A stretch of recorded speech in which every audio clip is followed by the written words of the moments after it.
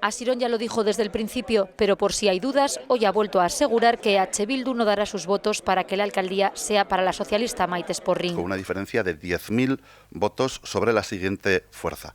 Eso lo que marca de manera clara y diáfana es que solo hay una posibilidad, solo hay una alternativa para cerrar el paso a la derecha. Sin los 7 apoyos de la coalición Abertzale, Esporrín no puede ser alcaldesa de Pamplona.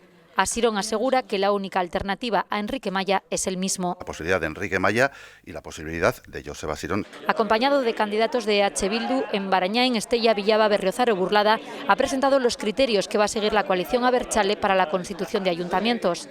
Donde haya mayoría, impulsarán gobiernos entre las fuerzas del cuatripartito. Si no tienen mayoría, dicen, llamarán a PSN para que apoye a la segunda fuerza más votada, como en el caso de Estella o Pamplona. De hablar, es el momento del diálogo, no es el momento de trazar o de manifestar vetos o muros, sino precisamente de intentar por todos los medios que tenga continuidad la Iruña, la Pamplona de los avances sociales de los últimos 4 años.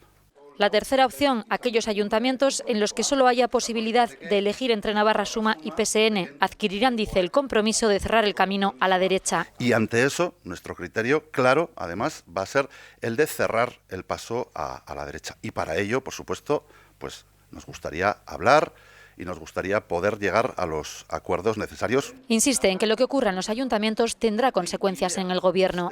Consecuencias seguro. Lo que yo no quiero tampoco es trazar una linealidad indisoluble, una causa-efecto indisoluble. Hay tiempo hasta el 15 de junio.